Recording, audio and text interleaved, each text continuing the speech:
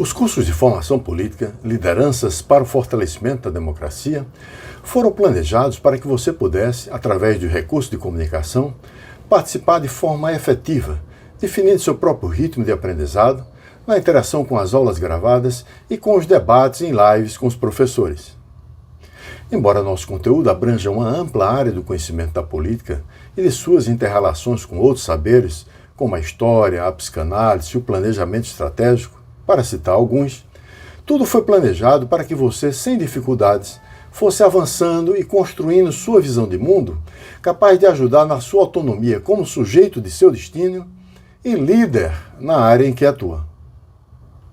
Nosso objetivo é formar uma nova geração de líderes comprometidos com os valores democráticos em uma sociedade, consciente de que democracia tem suas limitações e seus desafios, sendo, portanto, um permanente e sistemático processo de aperfeiçoamento.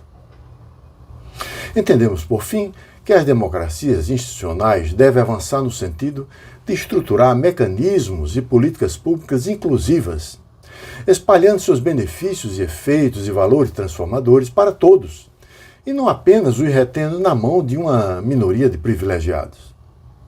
É na democracia, com suas liberdades políticas, em uma sociedade aberta, que é possível administrar os naturais conflitos sociais e econômicos de uma nação, de forma sólida e perene.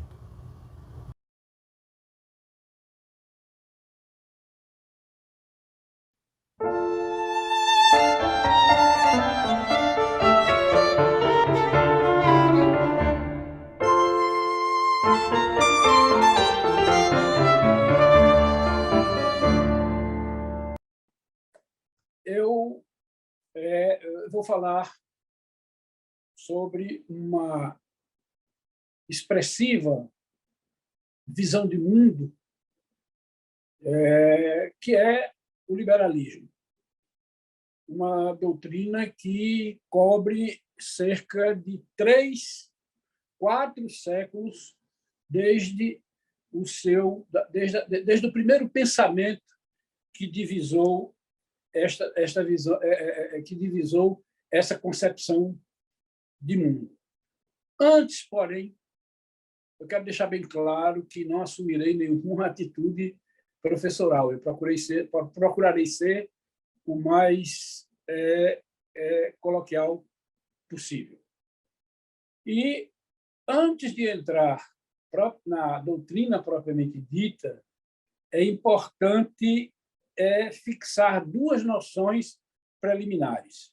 O primeiro é a noção de política, e a segunda noção é a noção de cidadania. Eu busquei uma definição muito simples de política, senão a gente ia gastar uma biblioteca. Definição muito simples, que é a definição de Hannah Arendt. Ela diz que a política é a pluralidade de homens, né, destinados a conviver divergentemente e pacificamente. É mais ou menos isso o que ela diz. Então, a política ela não só é um elemento estruturador das relações entre as pessoas, mas ela é uma necessidade existencial, né? E ela nasce a partir dos círculos mais primevos, mais primitivos da formação da sociedade, que são os laços biológicos da família. A partir daí, outros círculos vão se formando. E, para que essa formação aconteça, é preciso que acompanhe essa formação um mínimo de organização. E aí entra um conceito que também é um conceito conato a nós, seres humanos, e as organizações sociais, que é a noção de poder. E, na simplicidade de um autor alemão, o poder é a capacidade de você obrigar alguém a fazer alguma coisa. Este fenômeno do poder, que acompanha toda a trajetória humana, é um fenômeno desafiador, porque a tendência não é só usar o poder. A tendência humana é abusar do poder.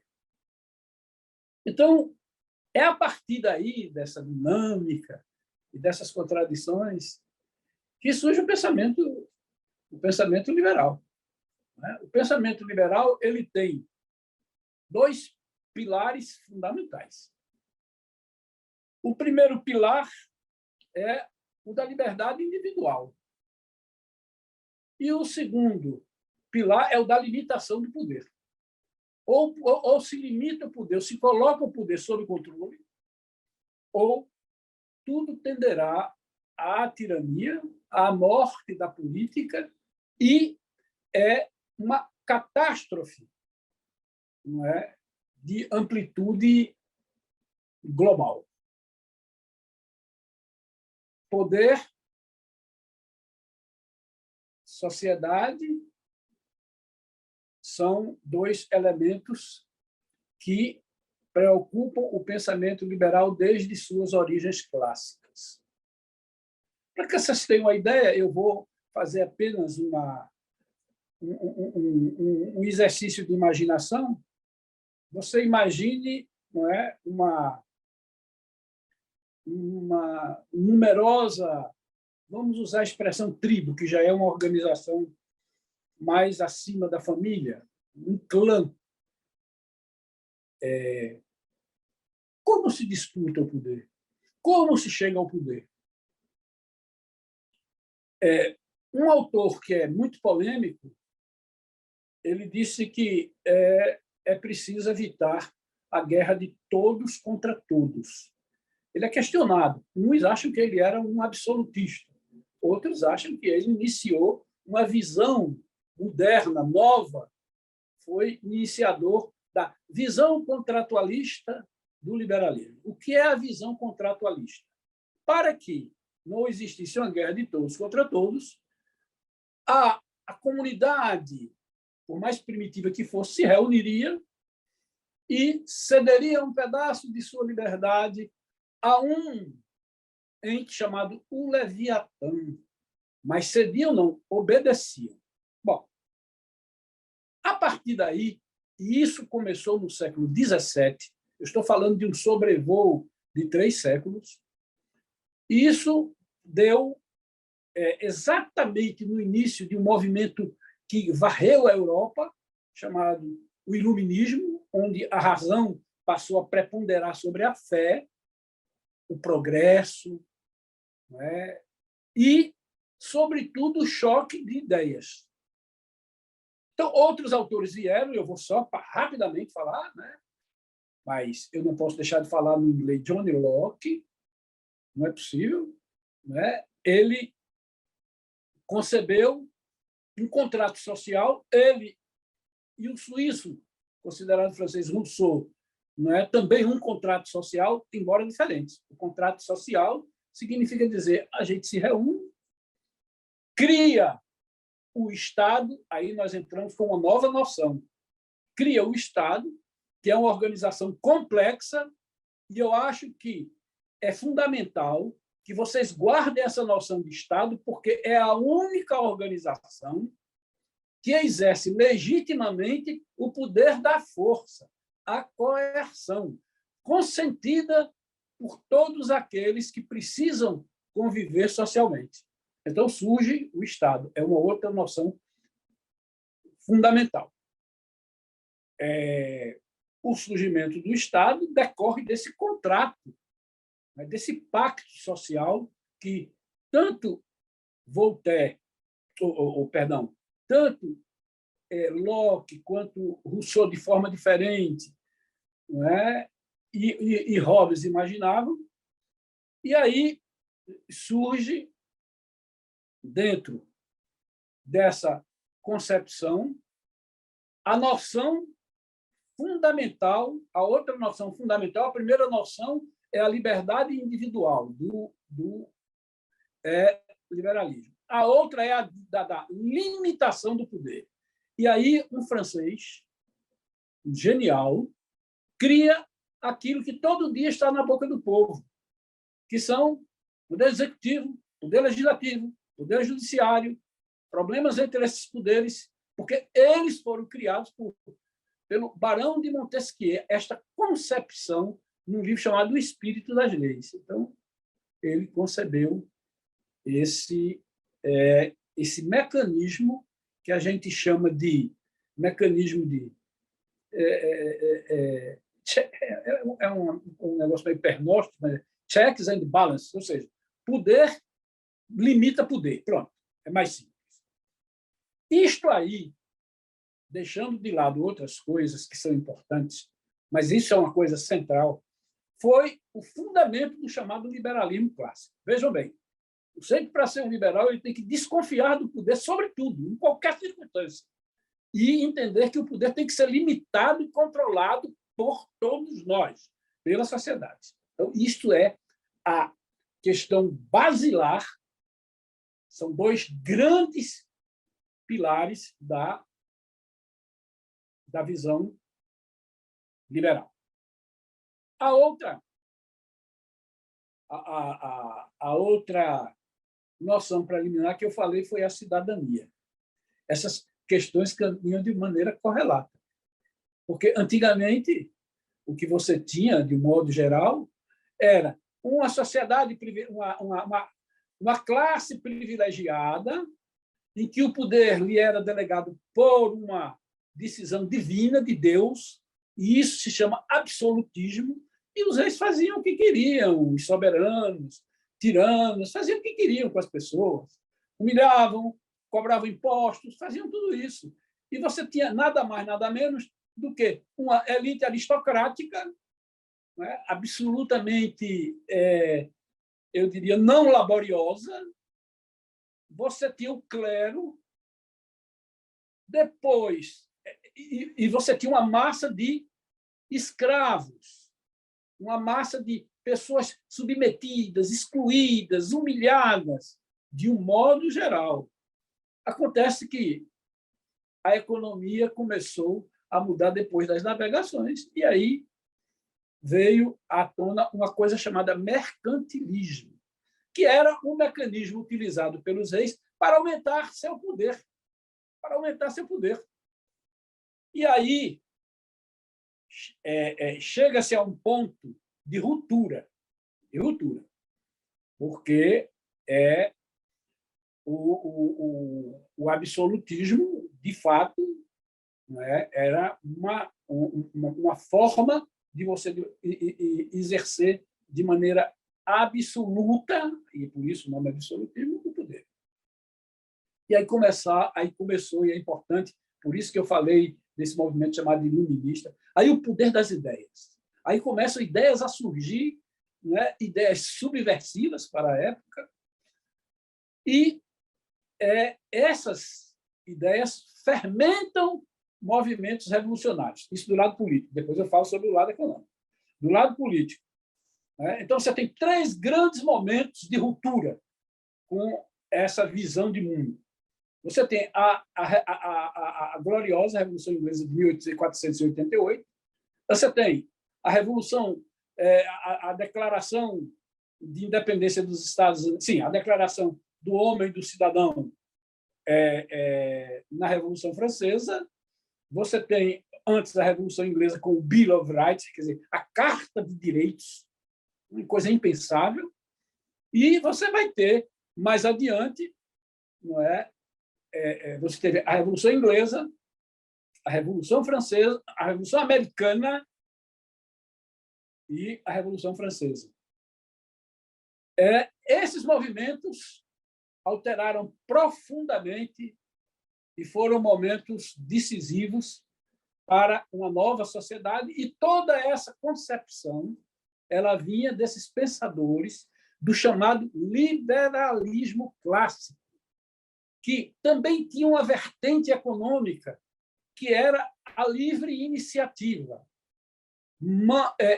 e que se movimentava dentro de um espaço chamado o mercado, e que é uma noção muito interessante e quem viu esse funcionamento, quem primeiro viu esse funcionamento, foi um pensador, foi um filósofo moral, o escocês Adam Smith, que é pouco lido, porque é difícil ler, é muito difícil ler, é pesado, mas é um clássico, e é como se ele tivesse inventado as coisas, como se ele tivesse o mercado, ele defendia a concorrência, mas como ele tivesse inventado o capitalismo. Não tem nada disso.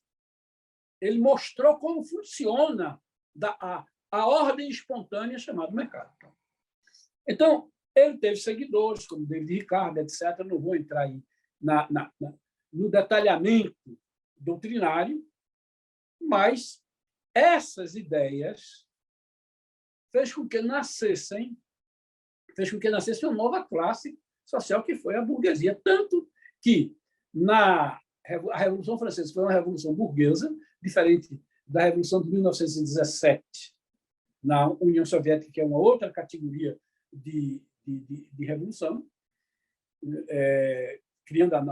que deu forma à União Soviética, a Revolução Russa. Então, esses movimentos, todos esses movimentos, foram devidamente impulsionados por também uma outra visão de mundo generosa, utópica, que percebeu o enriquecimento trazido, né, por essa incorporação de uma classe burguesa, mas com a Revolução Industrial, a burguesia industrial, não é, houve efetivamente, do século XVIII e o século XIX, uma enorme ampliação da riqueza, mas isso recaía sobre as costas daquilo que veio a ser chamado um novo sujeito da história, chamado proletariado. Então, nasce o liberalismo e, com o passar do tempo, uma outra visão de mundo chamada, uma visão de mundo generosa, utópica, chamada o socialismo, com suas várias vertentes. Volto agora e quero deixar bem claro que não vou falar de liberalismo, vou falar de liberalismos, porque são muitas vertentes. Antes disso, quero falar sobre a evolução rápida da cidadania. Existe um clássico, que não é o economista, chamado T.H. Marshall, que tem uma obra clássica, onde ele diz que a cidadania, o que é a cidadania? A cidadania é um conjunto de conquistas, de prerrogativas, de direitos, daquilo que alguns autores chamam de intitulamentos, prerrogativas, e que exercita com maior amplitude a liberdade política, a liberdade de pensamento, a liberdade de participação, a liberdade de realização pessoal, que, desculpem a expressão, mas é uma expressão que quem for estudar mais profundamente vai encontrar, que é a chamada autotelia dos alemães. O que diabo é isso? É o seguinte: você, no exercício pleno de sua liberdade, você tem, desde que você não a palavra não é agredir, mas desde que você não desrespeite o direito do outro, você tem uma amplitude, um tipo de autonomia, que é a da autorrealização. Ao tempo em que existiam essas lutas, se ampliava a gama de direitos, tanto que Marshall ele fala nos direitos políticos do século XVIII, ele fala nos direitos sociais e econômicos, nos direitos sociais e econômicos no século XIX, e eu diria que nos direitos políticos, direitos sociais e econômicos, e eu diria que no meados do século XX e no começo do século XXI, nós temos uma cidadania que ela está absorvendo novos direitos, que é o direito ao meio ambiente saudável, que é o direito às diferenças, que é um direito que proteja as minorias. Então, são direitos de última geração que estão aí sendo consolidadas, apesar do que eu vou falar no final, da ameaça da democracia liberal. Então, esse avanço da cidadania ele é muito importante, especialmente nessa que eu estou falando de última geração, que é o que eu chamo de ecossidadania. É uma cidadania mundial, é uma cidadania global, ela não está atrelada ao Estado-nação. Eu não sou só brasileiro, eu sou um cidadão do mundo, você é um cidadão do mundo, você que está me vendo agora é um cidadão do mundo e tem direito a respirar um ar que não lhe contamine. Você tem direito a um meio ambiente que não esteja sendo agredido pelas ameaças climáticas. Então, chegamos à cidadania. Falamos do chamado liberalismo clássico. E esse liberalismo sofreu alterações ao longo do seu processo. É muito bonita a história, porque no momento em que as marés coletivistas ganharam, não é, espaço, na medida em que se ampliou, houve uma grande mudança, uma grande revolução, não é, com essa perspectiva de colocar o proletariado como ator principal da história. Ao tempo em que isto acontecia, o liberalismo foi tomando as formas de um liberalismo social. Na Inglaterra, com dois autores pouco conhecidos. Aliás, as pessoas falam em coisas que, às vezes, eu duvido que estejam falando com consciência. Então, há uma corrente liberal social que começa com Thomas Green e com mais dois grandes pensadores ingleses, aí no começo do século XX. E existe um momento na evolução do liberalismo em que dois italianos dão uma contribuição enorme. Um foi Gobetti, que morreu aos 25 anos exilado pelo fascismo. E o outro foi Carlos Rosselli, morreu também assassinado pelos fascistas. Deixou um livro chamado O Socialismo Liberal. Deixou somente esse livro. Mas aí o que é que aconteceu? Foram incorporados novos valores e incorporados valores com preocupações com essas grandes diferenças, com essas grandes desigualdades. O liberalismo foi assumindo sem abrir mão de forma nenhuma do controle do poder e sem abrir mão da liberdade individual. Não em hipótese alguma. Agora, entram aí outras componentes. A social-democracia foi a terceira via daquela época. Naquele momento se tentou mediar os conflitos entre o socialismo científico, o socialismo de modo geral, e uma visão liberal, que deu na social-democracia, que operou grandes avanços na Europa Ocidental. Bom, agora, dito isso, eu falo de liberalismos, como eu já vinha falando, e vou tocar num ponto que é um ponto nevrálgico, que é a questão do neoliberalismo. Essa expressão ganhou uma infamante rótulo. O neoliberal é o cientismo humano, é o cara que financiarizou a economia, em parte é verdade, mas e aí é usado como uma etiqueta, é usado como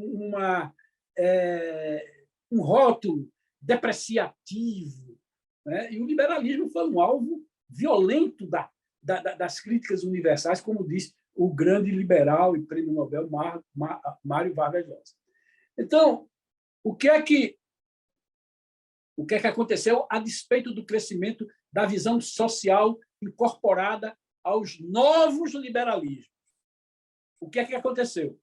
Essa expressão ela decorre não do liberalismo de Mises. É preciso também lembrar que o neoliberalismo teve uma fonte, ele teve uma fonte teórica, que foi com o alemão Ludwig von Mises, que fez isso na chamada escola austríaca. E, na verdade, tem que se fazer uma meia-culpa de que se endeusou o Estado, ou, perdão, se endeusou o mercado. O mercado era uma visão sectária de seguidores disso, do neoliberalismo. Von Mises. Mas, ao lado dele, e discípulo dele, uma mente brilhante e preciosa, também austríaco, chamado Friedrich Hayek. Eu estou chamando esses nomes porque eles representam marcos na evolução do liberalismo. Esse cidadão viveu quase 100 anos. E, em 1944, quando o mundo era todo keynesiano, que também era um liberal de esquerda, mais à esquerda, porque a grande discussão vinha no problema do grau de intervenção dos Estados na economia, que os liberais sempre viram a intervenção do Estado como um risco aos equilíbrios da sociedade. Então, o Friedrich Hayek ele escreve um livro em 44, chamando A Caminho da Servidão, A Caminho da Servidão, onde ele diz este planejamento fiscal e essa interferência do Estado vai dar em tiranias. 1944. O Lord Keynes, inclusive, era de uma elegância, inclusive feria alguns preceitos da ética vitoriana, da moral vitoriana, mas era um conceito genial, não é? O keynesianismo ainda hoje respira forte e toda vez que há uma crise na economia ou que o Estado...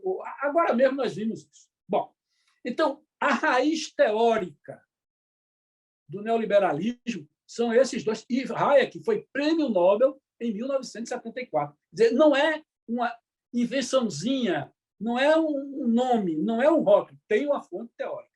Essa fonte teórica ela foi abrandada por Friedrich Hayek, que era muito mais profundo, mas ele tendia, não é, a ser um liberal na sua expressão teórica, ideológica. E aí veio um outro fenômeno que foi o que eu chamo de fonte tecnocrática do neoliberalismo, que foi o chamado Consenso de Washington. O Consenso de Washington, comandado ou liderado por um economista chamado John Williamson, eles estabeleceram uma cartilha em 1989, onde tinha postulados liberais, mas que, de fato, era uma financiarização da economia, porque você tinha o mercado acima de tudo, o chamado Estado mínimo, reformas fiscais que levassem a um superávit primário capaz de pagar a dívida. Nem tudo isso é errado, não. Nem tudo isso é errado, não. Mas isso não é o neoliberalismo na sua configuração teórica, é na sua configuração tecnocrática. Então, eram 5 ou 6 princípios que serviam como contrapartida para a ajuda das instituições multilaterais. Ele era do FMI ou do Banco Mundial. O Banco Mundial, o BID e o BID entraram aí nessa questão e, em troca do apoio dessas instituições, os programas de governo teriam que obedecer aqueles 5 ou 6 mandamentos. Gravem bem, né? Mercado a todo vapor, empreendedorismo, liberdades, a livre iniciativa, né? E um Estado capaz de prover segurança e, com algumas mudanças, prover a segurança e prover, em alguns casos, saúde, educação, mas em alguns casos, né? A visão é realmente de privatização e a retirada do Estado da economia. Isto fez com que os debates empobreceram. Se eu falar, senhores e senhoras, sobre isso, com essa visão, eu vou ser chamado de neoliberal, sujeito sem alma. Um sujeito que acha que os pobres são pobres porque são fracos. E há uma visão darwinista, quer dizer, desculpe, é uma visão evolucionista de que não, existem 3 éticas dentro do liberalismo que se confrontam com isso. A primeira ética é a chamada a ética da igualdade das oportunidades. Essa ética em que não se pode, que defende, que combate o igualitarismo no ponto de chegada, que não acredita nisso, mas que não se conforma com o fato de, no ponto de partida, as pessoas serem desiguais. Essa é a ética das oportunidades. Ampliar o leque de chances de vida para as pessoas, para que elas tenham a mesma oportunidade, para que, a partir daí, as suas potencialidades aconteçam. O Estado é um elemento fundamental nisso, porque ele precisa regular o mercado. O mercado tem que, mais ou menos, eu dizendo isso para um ultraliberal, ele acha que eu sou um herege. Não, o Estado tem que criar um arcabouço institucional para que o mercado funcione sem desequilibrar as relações sociais. E, além da ética da igualdade, existe a chamada ética da proteção social. Quer dizer, os liberais defendem o Estado, defendem ao longo da vida laboral das pessoas, defendem uma previdência que dê, e isso é uma discussão enorme, e eu não vou tocar nesse assunto nas suas diversas visões, mas o que consta essa ética de proteção social? Um sistema previdenciário forte que atenda àqueles que saem da atividade laboral, que já não podem mais trabalhar. Então, um sistema previdenciário forte. Muito bem. E para esses que estão na indigência, na miséria, que estão ali nas palafitas, o que é que os liberais oferecem? As redes de proteção. Dinheiro na jugular, que foi o que Milton Friedman propôs em Chicago. Ele propôs isso. É claro que os liberais, né, os neoliberais, eles admitem não só esse tipo de assistir diretamente os pobres, os desvalidos, como o Bolsa Família. O Bolsa Família é um mecanismo de origem liberal. O Bolsa Família e as bolsas e os vouchers. E isso é uma visão nitidamente liberal, que são os mecanismos de rede de proteção, porque o Estado socialista não precisava disso, porque ele tomava conta de tudo, simplesmente. Simplesmente. Então, todos esses mecanismos de rede de proteção fazem parte da ética de proteção social dos liberais. Não pode ficar ninguém no meio da rua. Não pode ficar. É preciso que se dê o recurso, não apenas com uma visão assistencialista, mas com uma visão libertadora. Então, esta visão de um campo político em que você garante as liberdades, a ética no campo econômico, que você admite um mercado dentro de um quadro institucional, e a ética da igualdade de oportunidades e a ética de proteção social, isso é a síntese dos liberalismos.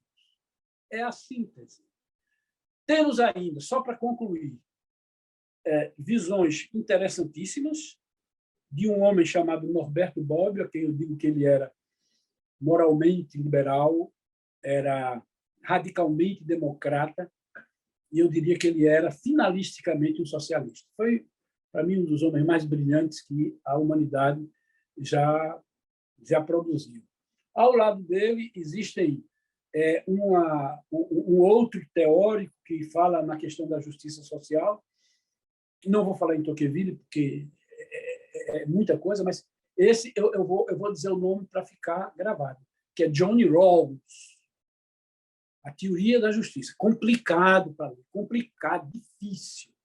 Não é? A tessitura do conceito de justiça social. Mas ele é um liberal profundamente liberal e com uma visão profunda de justiça social.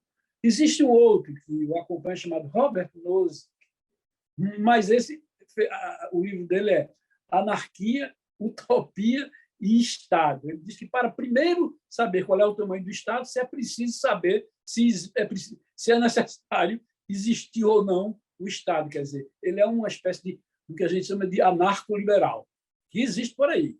Existe por aí. Os anarco-liberais que, como forma de pensamento, merece o respeito da discrepância, etc.,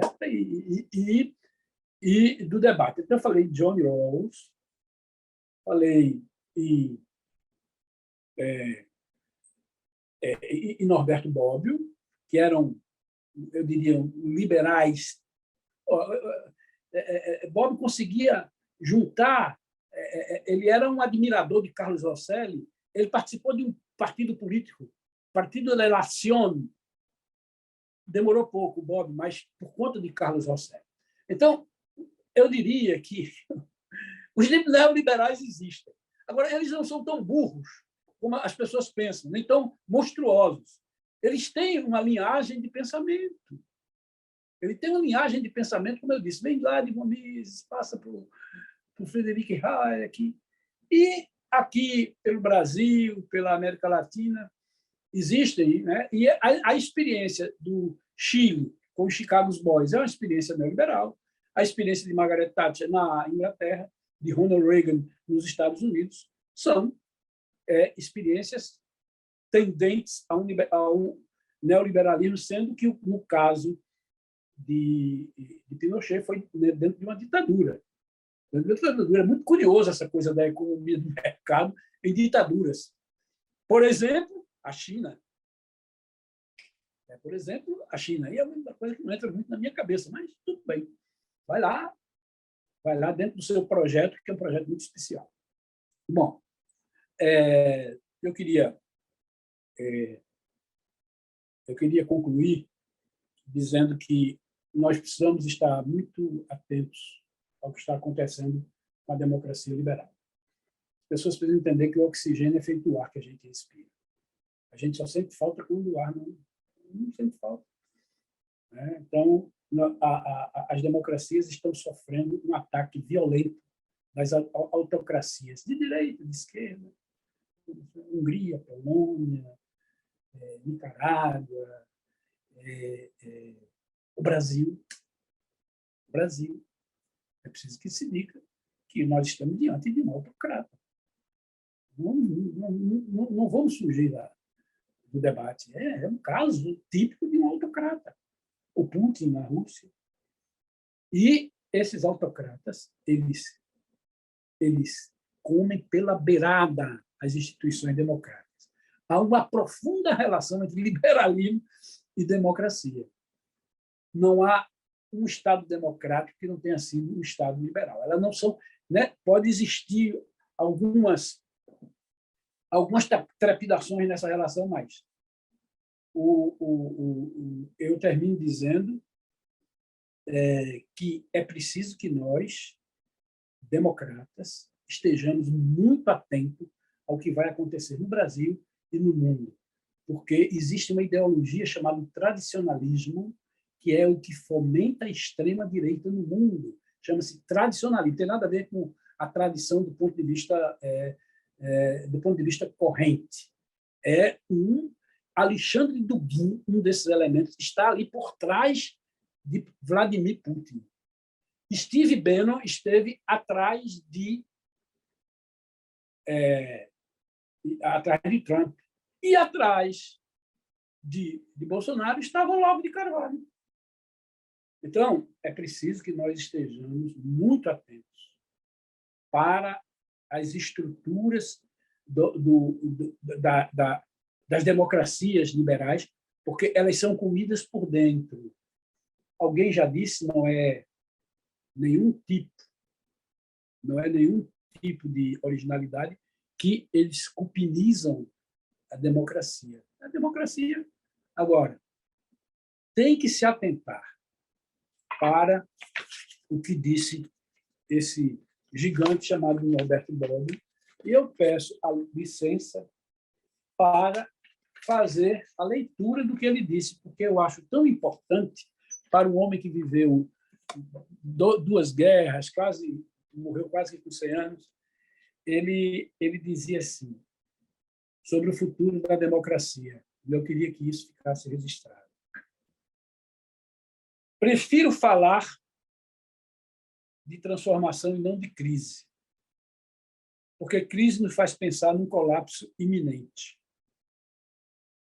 A democracia não goza no mundo de ótima saúde, como, de resto, jamais gozou no passado, mas não está à beira do túmulo.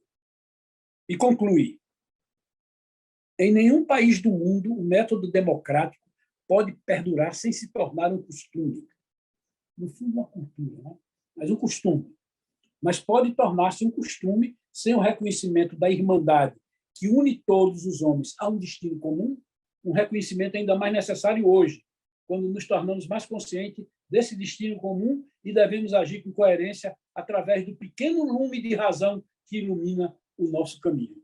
Eu quero agradecer, dizer que essa é uma primeira abordagem, eu fico à disposição para o debate ou para aprofundar alguma questão que eu não tenho conhecimento, porque tem muita coisa aí que eu não sei. Eu fiz um esforço muito grande, não é, para colocar um pouco de ordem nessa desordem liberal.